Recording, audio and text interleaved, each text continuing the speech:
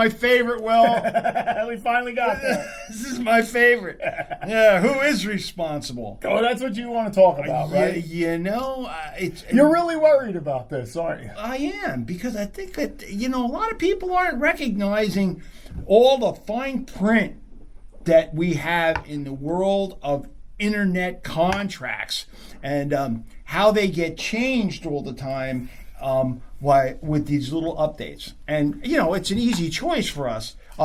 Click accept or end of service, which poses all kinds of interesting things, especially when you consider there might be terms in there that you don't like. That's the first thing. And then the second thing is we had certain constitutional rights that we surrendered under contract.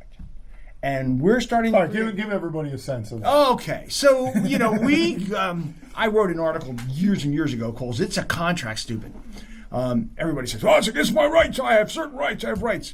Well, you do until you sign a contract.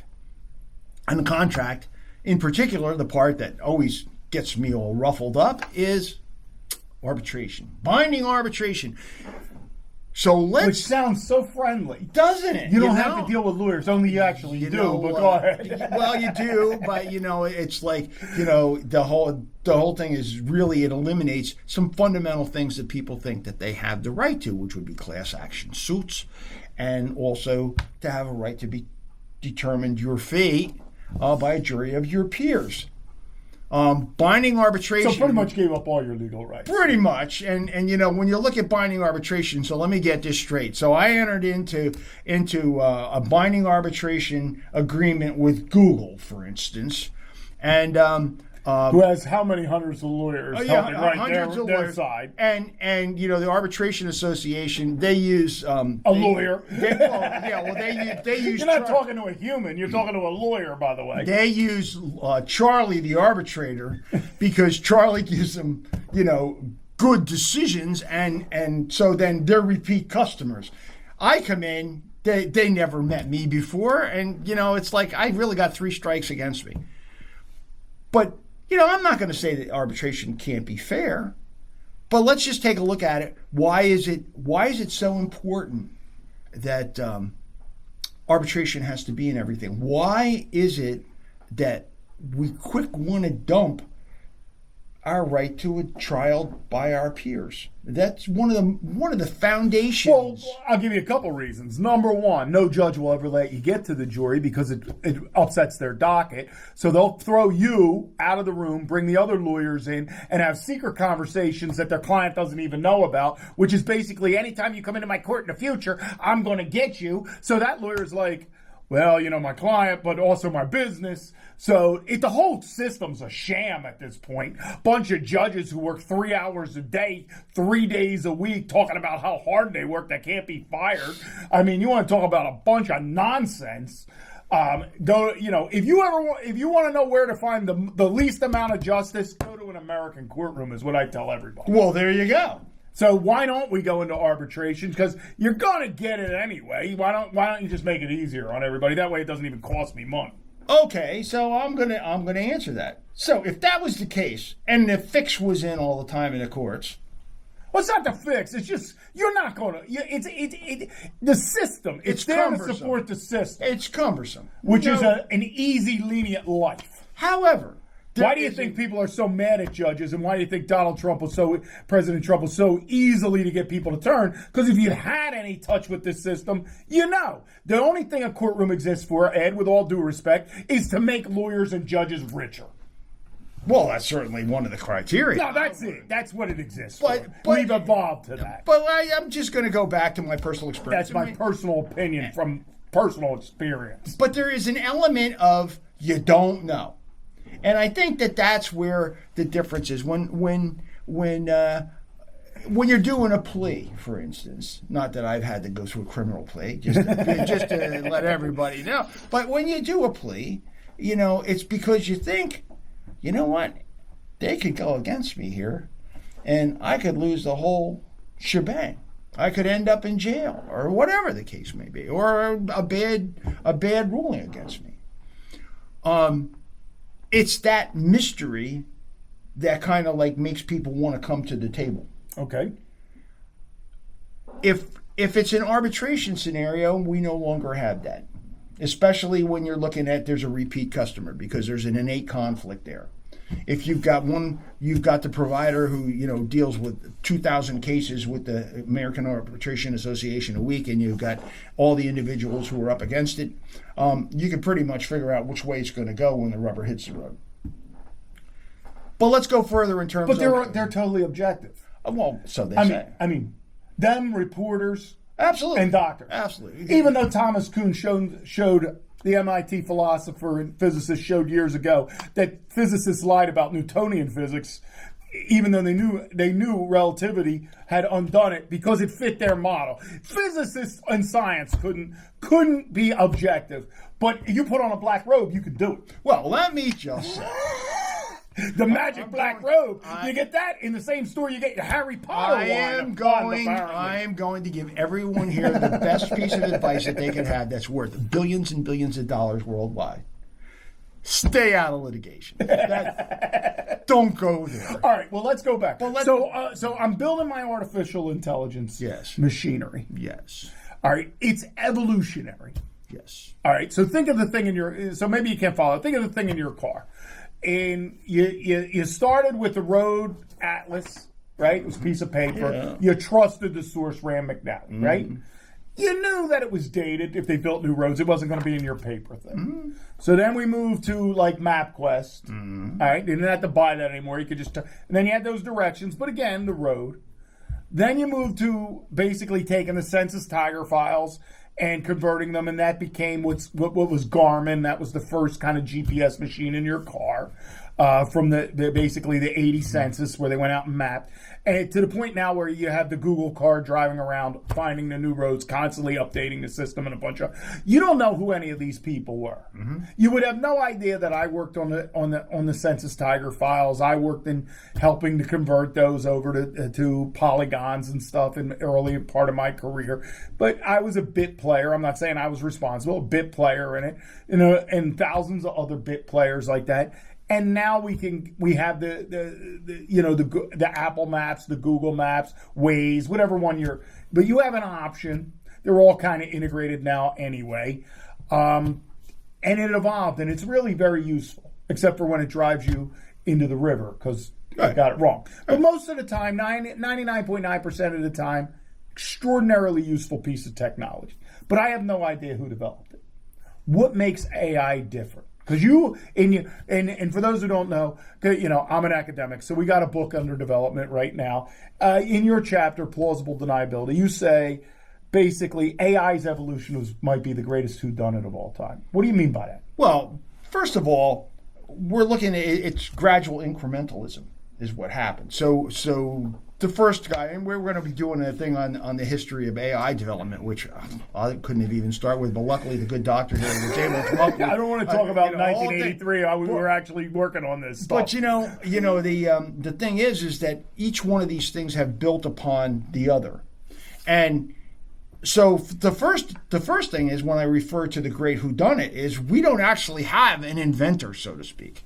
Because we have people who contributed to it. I mean, it's not like we can look back and say, well, who developed the light bulb or who created the telephone? AI has been one of these things that's been gradually improved by many OpenAI, which is getting all the publicity now, Sam Altman, definitely kind of created this large language model that we're seeing right now.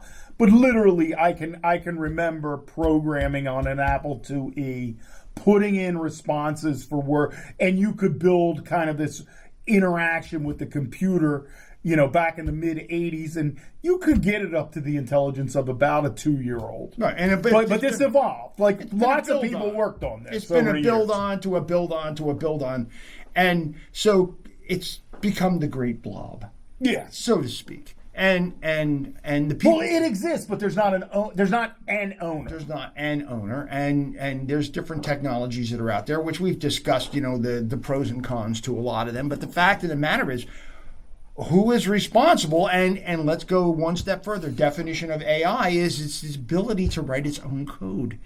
So it's not even a case anymore where it's necessarily fingerprints on what's happening. So the determination of how to respond that would be appropriate with a given set of circumstances in the algorithm is constantly being editorialized by the machine itself. I think it was close to 40% they're saying it's going to be AI generated code for AI. So it's not even a case of who's responsible for having written it because the machine wrote it itself. And like with the child, when the child goes out and, robs the bank, are the parents responsible? But let's go back to the idea that now all of the people who are peddling AI, and there's a bunch of them, who have bought the blob and modified it in their own particular way, have made it a point to make it to where you have to accept responsibility for its use. It's not their responsibility, it's your responsibility. So the first thing is that you accept the fact of all responsibility for whatever comes as a result of it, because we told you that you have to do that. Which brings us back to, the idea when you sign that contract, including the arbitration, the contract basically sets it up to where, at the end of the day, we're not guaranteeing anything to you. You're responsible for everything. All of the subsequent damages and everything, you're responsible for. And that at the end of the day, if you think that you're going to be able to convince a jury, we're going to take that away from you too, because it's now going to be arbitration. And the arbitrator's going to look at that and say, oh, gee, Ed, you signed this agreement where you said you would accept responsibility for whatever. Now, here's what's going to be interesting, and we don't know the answer to this today. We got a couple of parents that are suing various AI. They're not really creators. They're more like I don't distributors. I guess I would call it. It's kind of like distributing it out there. You're taking it and you're distributing it in your own way, romantic, Jesus, whatever. But the basis is from another programming element. So it's not like you invented it. You have the arbitration in there. Now we have these teenagers who the AI has convinced to take their own life, and rightfully so. In my own personal opinion, the parents are like, "Yo, what the hell was this?" Kind of thing, and they want answers. And the way you get answers in our country is to head into a courtroom. You and I both know these will never go to a jury. They'll be settled out because it's in the interest of whatever entity is distributing AI to settle them. And there'll be no admission of guilt. That's how, I almost can. So I'd like to sit here and say, we'll know in a couple of months or a couple of years when these things go before a jury, or we get some judge's decision and we get some legal precedent. But the greatest likelihood right now is that these things get settled out for some monetary thing, and there's never an admission of guilt. So nothing ever changes. Because that judge doesn't want to have a jury trial, because again, it would affect their picnic, because they don't do their damn jobs.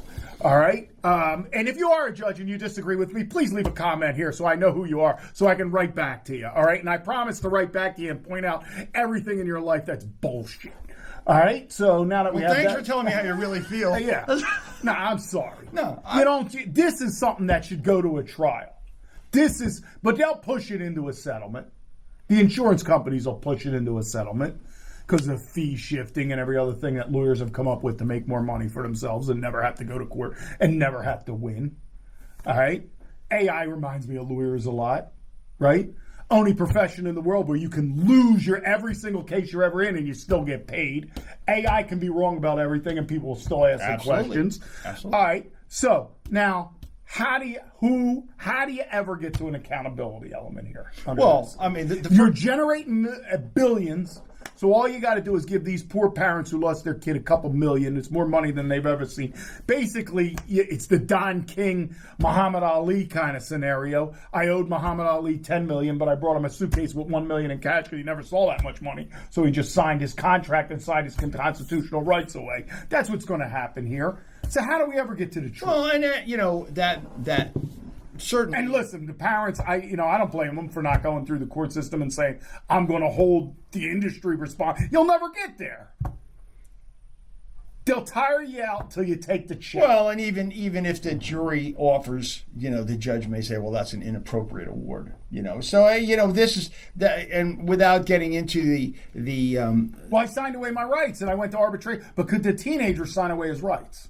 Well, that's a good question, and that comes in with the firewalls and everything. So, can a teenager enter into an arbitration agreement when they're not at the age of majority? I think to go back to this, and I look at, if it wasn't that important, in the actual contract that I did when I did the chat, it had said that if you... And you being the only person on earth who would read all those. Well, okay. Me and the person who wrote it.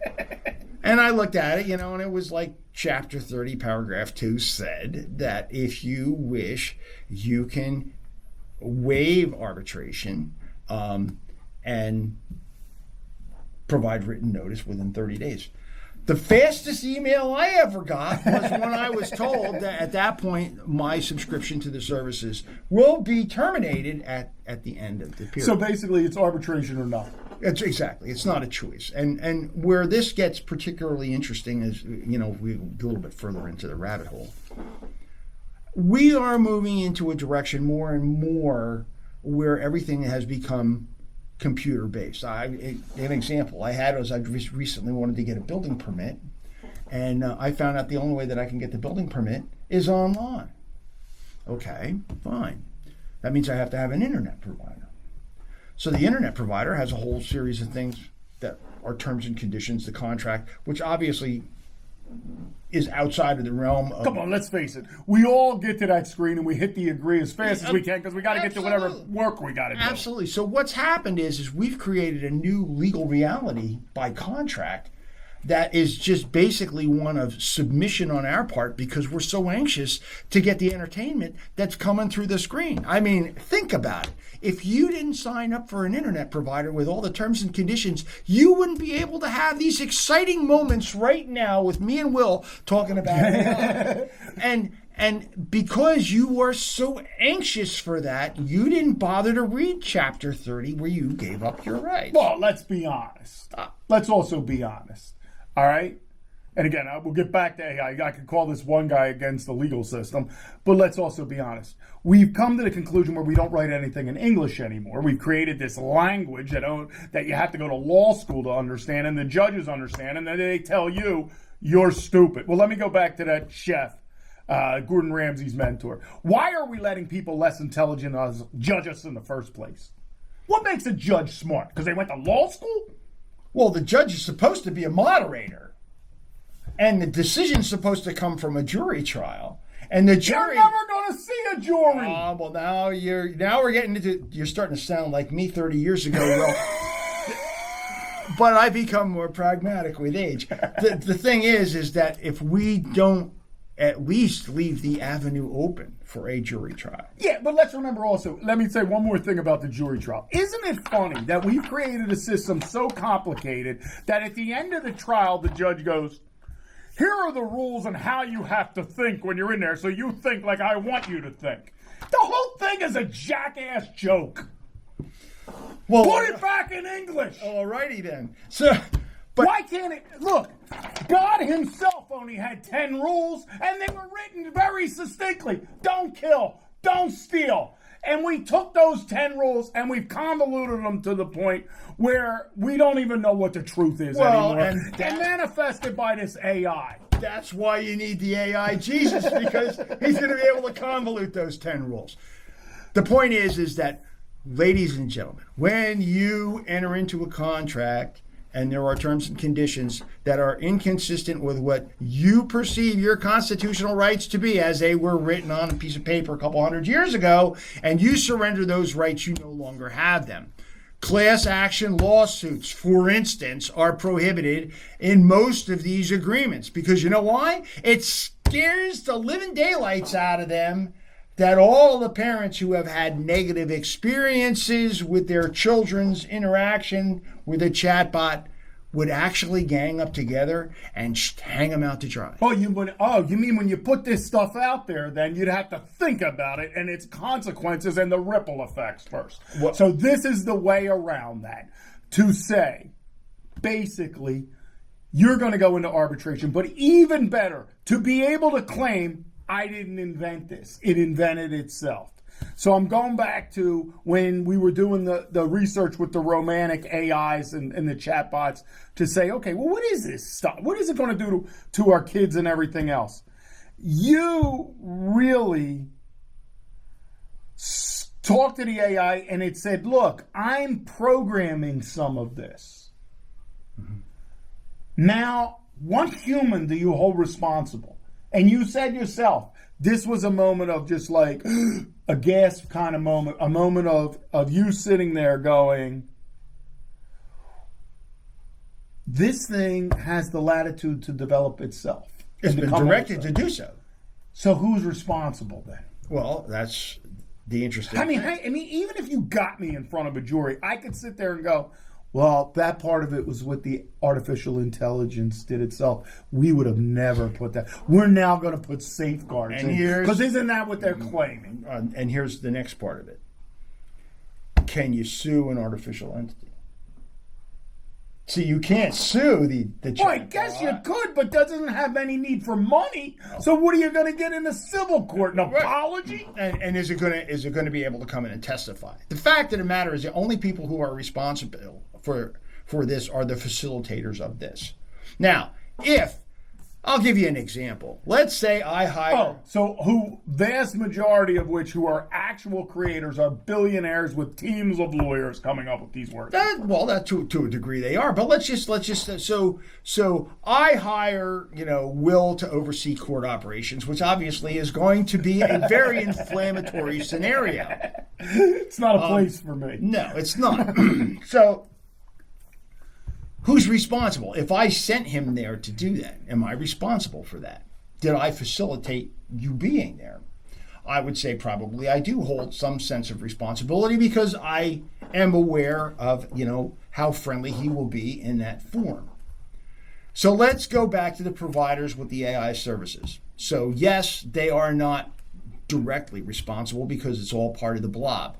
But the thing about it is, if you're going to buy into the blob and you're going to sell it, it's just like arms control. So, does the gun shoot someone? Well, no, it doesn't. But when you're talking AI, can the AI convince somebody to take their own life? Well, maybe so. Well, that's that's really interesting. So I'm responsible for the ladder I built. I'm responsible for the firearm I developed. I'm responsible for the automobile I put out there. Who the hell is responsible for this? So there's only one person that can be held responsible, and that's the provider. And it's in this case, if you were looking at a company that's selling you a subscription, if I have a nuclear weapon and I tell you, well, you can have this nuclear weapon to use as you want, and it blows up the world, who was responsible for that? I had the nuclear weapon. I gave it to you. That's what we're doing here with AI. AI is extremely powerful and extremely dangerous. The people who have their hands on the control here of that have to bear some responsibility. The blob is under their control. If they don't market it, if they don't provide it over the internet, then it can't harm anyone. And unlike many of the other things, the ladder doesn't do it by itself. The gun doesn't shoot someone by itself. There's somebody who pulls the trigger. With AI, these people who want to take and sell these services and enjoy all of the money that they're going to get and all the power that they get, they should be held responsible for it. It should not be a case to where you don't have any right to go before a trial by your peers. Now, we can talk about the fact that maybe the legal system isn't what it was before. Okay, fine, that's a topic for another thing. But at least the framework is there, and if you surrender that under contract to be able to get these services, at the end of the day, what you're saying is, hey, you know what? I don't care. I don't care that you're not going to be held responsible for giving me the nuclear bomb because I'm going to get to use it. And this is the case. We are allowing these marketing firms to have something of that nuclear power, if you wish. Not necessarily in the case that it's going to blow the world up, but it certainly can blow a person's mind up. Okay, let me take it another way. All right, so we'll get out of the nuclear, we'll get out of the courts, we'll get out of that. Let's talk about Bernie Sanders for a minute. Okay. He created this Ponzi scheme. He manipulated people out of their money. He made money on it. You mean Bernie Madoff? Madoff, thank you. Thank you. Yeah. Thank you. Okay. Yeah. I got problems with both of them for different reasons. That's None of my kids will But be Bernie going Madoff. bad. Okay, so that's a good one. Yeah. All right. So he's ultimately responsible for what he did, and he's serving a prison sentence. Correct. I start a company. I program an AI to be a stock market broker for me. Yep. It loses everybody's money. Yep. Well, I wonder, how am I at fault? Well, I mean, I just took a percentage because you paid me a fee to get this investment advice that I set this thing. I wrote an algorithm to do. and the majority of those investment programs clearly say that market losses are part of the game. And Which we do know. Which we do know. But I think that, in that case, the market would be able to sort that out. And I mean, that's a rough case. But no, think back to the recession that was caused by the initial computerization of Wall Street, where Right. it just went on a selling spree. Yes. And we're looking at right now, certainly if anybody who keeps track of the markets, and we watch the gyrations, and I use Bitcoin just because it so illustrates this. You're looking at something that's being In the last proposed. 5 years, I've watched Bitcoin be either worth $16,000 or $100 and some thousand. $120,000. So what's it worth? Exactly. And then at the same time, our powers that be who want to have a fully monitorable surveillance monetary system with CBDCs, central bank digital coins, they want to have, or currency, excuse me, they want to have this kind of power. Yet we watch the gyrations of Bitcoin as an example, which they say, well, we should use that as a medium of exchange. Well, I'm sorry, I'm troubled by the new medium of exchange, especially if it's mandated, having the gyrations of 30 and 40% in value when I'm supposed to be using it as a savings mean. I mean, it's great when it's on the way up, but when it's on the way down. If you bought it $16,000, it's the greatest investment of all time. If you bought it $120, you're feeling some pain right now. It's been a bad day. And when we look at that, so who's But I can't tell you why that went up or down. I can often even logically get to a point with banking. I can even most of the time get there with stocks. I can't logically follow this Bitcoin whatsoever. And I know there's probably some people out there because you're a dummy. Well, I probably am.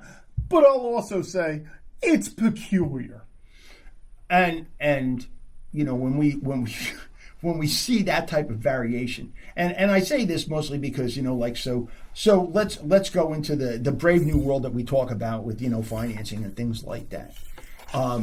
If we're going to go into a digital economy with a digital currency that is based on hocus pocus and has the ability to be manipulated behind the scenes by calculating machines that may or may not be directed by other individuals, because certainly I've no doubt that there are those who have managed to come up with algorithms that are very good at generating income. But for any time that there's a generation of income on one side, there's a loss on the other.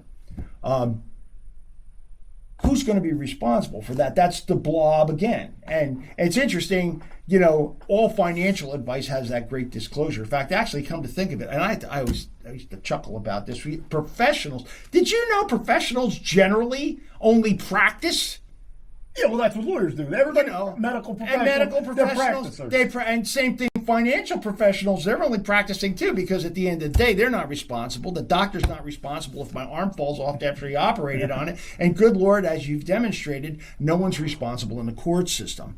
Only the schmucks at the bottom who built the ladder are responsible. But we have to look at what we've unleashed here, and people start to entrust everything into. How can it have no accountability? And if we go back to the time when the king was in charge, and why did we have the creation of the common law? Why did we have trials by jury? Because people hundreds of years ago recognized that only those who are of their peers have the ability to look at what the true impacts are of the mandates that take place. Clearly, when we talk about a child who gets lost into the black hole of a chat bot experience, is it going to be an arbitrator or a judge that's going to be able to relate to that? Or is it going to be the peers who are sitting on a jury trial saying, you know what? I don't care what the case is. Whoever offered this and didn't put adequate safeguards is responsible for this. They're responsible for having unleashed something upon us that has no controls whatsoever and no accountabilities, no morals, no values, and entering into an exchange with our most precious thing, which is our children. And we're going to say, oh, it's going to be arbitration, and I'm going to count on that arbitrator who's a repeat customer for the provider to say whether or not it affected my life. Well, let me take it a different way. I'm going to take it out. I'm going to take it out of finance.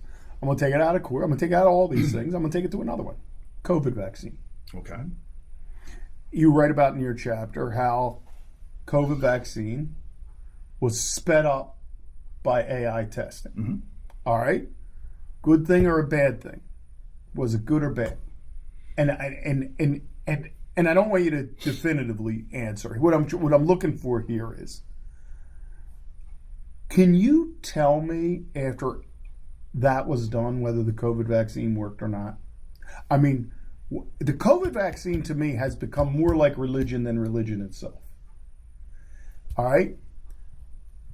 There are plenty of people who refuse to take the vaccine. They're still somehow alive.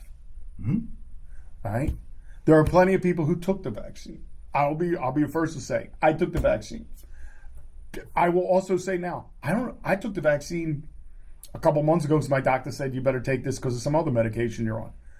But I still don't know whether the damn thing works or not. Certainly doesn't work like other vaccines I've had in life because I got COVID like 9 times after I took the damn vaccine. But I took it because COVID was my all of a sudden in New Jersey was my magic ticket out of my damn house. The vaccine. That's true.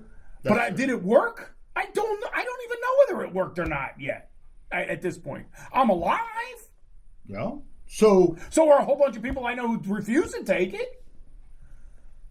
I guess maybe one of the reasons. But it sped it up. Was it a better result or not? I have no idea. Well, here's the thing about science, if you wish. How about thalidomide? Excuse me. Tongue-tied there. Everybody thought that was the best thing since sliced bread. All of a sudden, all these birth defects started to come up, and everybody never really thought initially that's what it was. Yeah, but here's what I'm going to argue with that. We got to the point where we didn't give it to anybody anymore. True enough. And we said this was bad science. Right. Yeah. We're what, 5-6 years out from the vaccine now? Right. Did it work or not? Can you tell me? Well, actually, I know people will tell me the vaccine that's more like a religion. Can you scientifically tell me this thing worked? Well, that's because was it a good idea? Was it a good idea to lock kids down? No one will, it's not like thalidomide, because at the end, nobody is saying objectively this was a good idea, bad idea. No one, there'll never be evidence. It'll always be a belief system. Well, and interestingly enough, that there was this is great plausible deniability because we're given immunity to the manufacturers. So you're not even going to see that ultimately where anybody's held accountable for it because it was an emergency. And if we put our tin hat on, which I've been known to do, I put my tin hat on. So was given the fact that it was a religion in a sense of whether you do or you don't comply. And let's step away from whether or not it did or it didn't work, because there's a lot of areas there and there's no way that we can prove whether it did or it didn't work. It did. Its administration and the propaganda tied fast with it in terms of how dangerous COVID was. And I think that that's really, if you want to take a look at it and it ties on our other sector, was COVID as bad as they said it was? That's the question. So, well, you'll never know. Because we'll never know. Well, here it is. Maybe the first 5 months it was, and then it mutated. So, yeah, I don't know whether it was a mutation or the vaccine, because again, I got this stuff so many times after the vaccine. You know, I never got polio. But let's take the side. My kids never got chickenpox. I don't get shingles. I don't get pneumonia anymore, and I used to get that. So I've seen vaccines that worked. This one, I didn't die. Well, that's good. I got a lot of COVID, but I didn't die. So here, right? So what? So it's unlike any other vaccine I've ever taken. What did it protect you from? Well, it's unlike any vaccine I've ever taken. But let's also look at the milestones that came with COVID. Lockdowns. We told people you couldn't go to work. We had the first demonstration and administration of a digital ID that was conditional based upon compliance. Those events that took place that were facilitated through AI and computer technology is a glimpse into the future in terms of what's possible, in terms of the draconian systems that can come as a result of whatever the excuse is. COVID was the excuse for us to lock down, for us to shut ourselves in, to get off the street and to not be able to move unless you had a vaccine card or you had it on your QR on your phone. That was it. Now, in terms of the fatalities, that's all data that's out there. We've had events that were far more casualties than we had with COVID. Yet we rolled out a response to that is unrepeated in history. And for the first time, we started to see a situation where, and as you say, it's a religious experience, but quite candidly, I'm going to take your own comment right there. You don't know whether it worked or it didn't work. You don't know. You still got COVID after you got the shot. Yet, that was the thing. It was interesting that you couldn't go to church, but you could go other places. Well, you could go to a bar. You could go to a bar. Well, and again, like we have to say, we're talking about probably a New Jersey experience, because I visited Florida and did some work in the Everglades, and Florida was a free and open society. New Jersey was completely shut. I mean, it was very bizarre to go state to state. Yes. In experiencing it as a human being. But everything was locked down, and we were told that was what was going to save lives, and this was what was going to make everything better. But there were other states where this didn't happen, or it only happened momentarily and then it stopped. But I'll never forget the question, because again, there was such a cherry picking about where you could and couldn't go, and I'll never forget what one teaching a middle-aged female student drones, and I said, you got one class to graduate, and she goes, I can't do it online, I can't learn online, it doesn't work for me. And I said, well, when we open back up, and she said, if we ever open back up. Now again, this is a New Jersey experience, and I'll never forget what she said to me. She goes, as someone who runs a college, you get to see the governor from time to time, and in this case it's Governor Murphy, and I say, yeah. She said to me, ask him one question. And she didn't realize when she asked me that I'm the kind of guy who actually will ask this question after the fact, because I thought it was the most compelling question anyone had said at the time. How come I can't go to my school and learn, but I can go to my bar and get intoxicated and be a dope? And how come he's pushing for marijuana to be legalized now so I can be a dope? Interesting questions. I thought for a young person, I thought it was I thought they were profound questions. So, to go back to the plausible deniability, how many small businesses went under? How many people had significant hardship?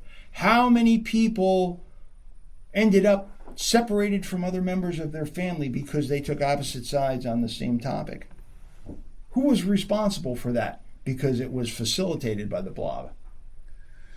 And so is that our future? I think it's a very real possibility, because what we demonstrated, and when I was in office, we would have emergency drills where you would come up with a thing that would be the justification for you to have to put in emergency protocol. Yeah, you call them a tabletop exercise. So you would make these things happen, and you worked on your drill. But when you actually pulled the trigger, there were a lot of social costs. My granddaughters, who live in Portland, it's similar to New Jersey in terms of its political scenario, went to school. My granddaughter was in kindergarten. She was wearing a mask, and one of the elements of speech, is being able to watch other people talk.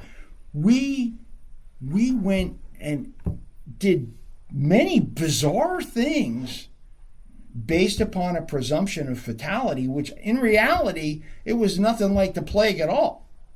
Who's responsible for that? Because it was facilitated by the blob. And when we're going to start to have companies that want to go out and offer things of such great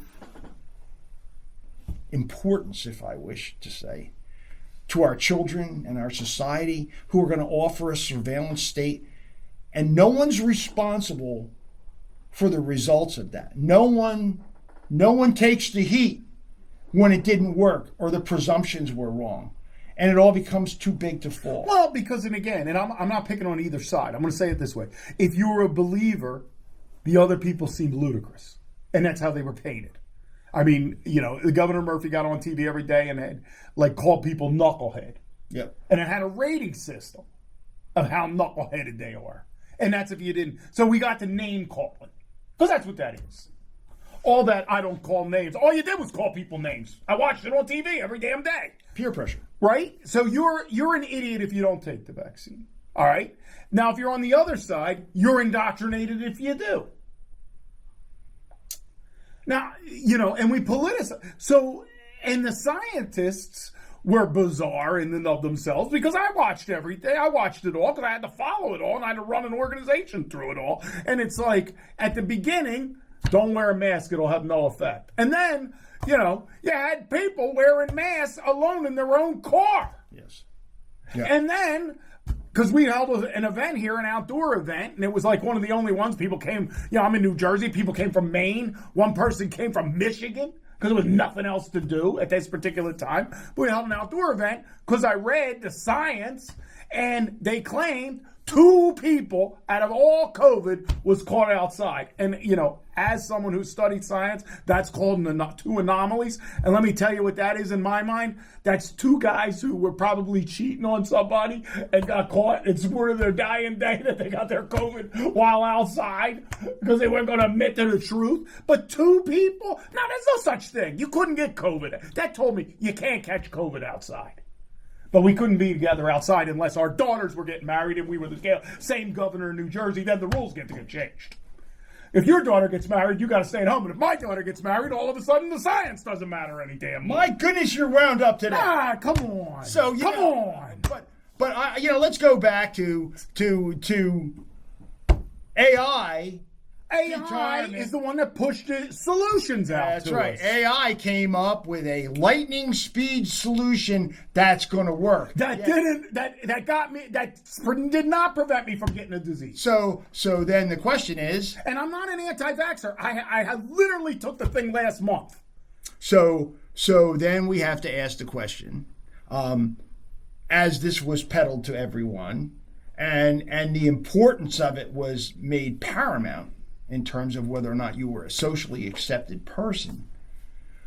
And it was justified because AI had the capability to be able to bypass normal testing protocols and speed up the approval process because its calculating ability made it to where they could come up with viable test results without having to go through the normal testing procedure. So it didn't work. You still got COVID, so it's obviously it wasn't COVID proof. And you can come up with lots of excuses when something doesn't work, why it didn't work, but nobody was held accountable. And again, our point here isn't about whether the COVID vaccine worked or not. Our point is that it's going to get harder and harder and harder to discern fact from fiction. And it was already bad enough. This is going to take it up to an exponential level. And is it worth it? Is it worth it? And to go back to our primary topic, who's responsible if it doesn't work? Who? We gave the pharmaceutical companies immunity. Everybody's going to say, well, if there was an error, it was done by the computer in its calculations, and well, it's a machine, so nobody's. If we're going to rely on this, if we're going to throw our entire existence, our means to earn a living, our social lives out on the line for something that gets created by a machine that isn't held accountable, or anyone is held accountable when it doesn't do what it's supposed to do, we are looking at a very, very bleak future. And ladies and gentlemen, you're signing on the dotted line, making sure you're not going to have a chance to go before a jury of your peers, because you would have the opportunity to talk to all those other individuals who weren't able to go to work, who weren't able to pay their bills, who watched their children languish at home, who understood the true impacts of this. And we're telling everybody, nope, AI is so bloody smart, we don't hold them responsible. And it's the humanization part of it, the human existence that's on the line here. And we're basically saying, oh, well, you know what? No one's responsible. All right. So in your final image of the chapter, and you've said it a couple times here, you talk about AI as the Great Blob with no head, no target, just omnipresent somehow, almost like a deity. We've almost given it, if we have it, maybe we have given it deity level definitions. We've elevated this thing. Thank you. And you say we're heading to, ultimately, there is no way, now that we've created this thing as our next omnipresent thing, that there's not going to be a showdown between humans and AI. And if you had to put money on the outcome, who are you betting on today? I think AI's got a leg up, to be honest with you, because so long as people are willing to buy in to an AI-created cure administered by AI technology to keep track of us, we've already turned that corner into a whole new feudalism. So we have this AI. You're betting on AI. What can we do to turn it around? Well, the first thing is, the only thing we can do is hold the individuals who dispense it responsible when it fails. And then people say, oh, well, then we're never going to move forward with it. Well, you know what? If they're not so sure it's 100% foolproof, maybe they should think twice about it then before we release it and before we throw our entire lives at its mercy. Because that's what's going to happen, ladies and gentlemen. You are going to end up to where the blob, the omnipresence, is going to make the decision. And someday it's going to point at you and it's going to say, your time is up. Well, isn't ultimately that's the problem now? We blame the politics and we've said, oh, it's but really, isn't it the messaging we sent in different directions, which was probably coming from chatbots and such anyway? Isn't that the real problem? Is that no one stood there objectively who wasn't finding, no one was outside of the system going, there was no little kid going, the emperor has no clothes. And if you did, you were branded a lunatic in one way or another. So we use criticism, sarcasm, name calling, instead of saying, all right, you know what? I don't agree with you. But there are some, because I can't have this conversation with anyone today. I mean, I won't, not in a higher ed institution, I will not even bring this topic up because it's a religion now. I believe in the vaccine. I don't believe in the vaccine. Hey, I believed in it enough to continue to stick it in my body. All right. I'll fully admit that now. But do I believe it was the ultimate solution or anything that comes from an unknown, unaccountable entity? I have to be skeptical of that because because not being skeptical, we have a word for it. It's called ignorance. So let me just close on this. The divine message from our Creator is that we are allowed to have the choices. And I'll say it. I didn't get a vax. And that was my choice. And at the end of the day, I am here. And I did not infect anyone. And I made it a point to keep my distance from people, believing a lot of it was true. But then I started to look at the statistics. And where were the deaths? We're talking about we shut a country down based upon when we should have story. been concentrating completely on nursing homes for Exactly. the most part. And instead of us trying to come up with ways to make it to where we could still be able to support ourselves, our government told everyone, you must not go to work. Talk about the establishment of socialism. Isn't this the ultimate thing you're bringing up? The ultimate threat is not COVID. It's not the vaccine. It's not even the disinformation. It's not the disagreement. It's not the division. Do you know what the ultimate problem here is at the end of the day? People as individuals gave up their agency and said, I will believe X or I will believe Y, and I will fight you to the death over this, but I won't ask tough questions and come to my own conclusions. You and I managed to sit here.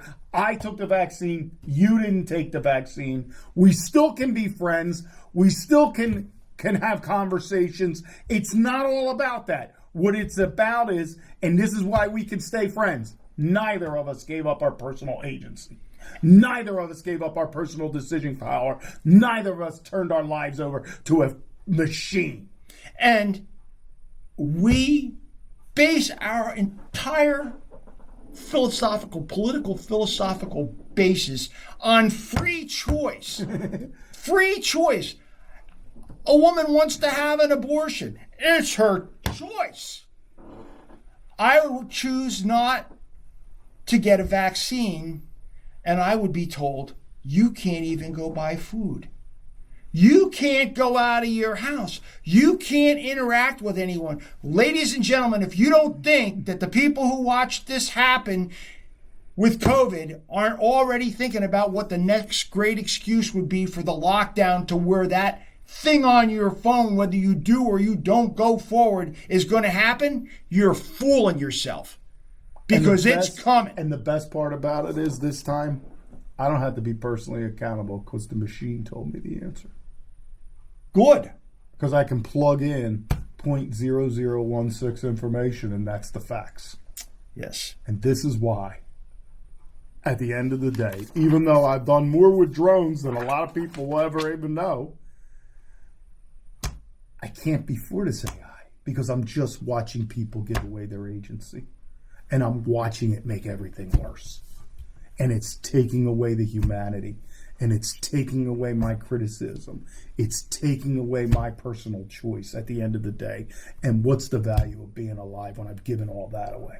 So I can play video games and smoke pot, and that's going to be my existence inside my house. And that a machine is going to be able to keep track of your decision and make the determinations about your future, whether or not you bought into whatever the machine-generated position was. Don't fool yourselves. People are not all that perfect, or there's not going to be someone out there who takes advantage of this. And that's why we're two guys against AI. And we'll see you in the next video. We will.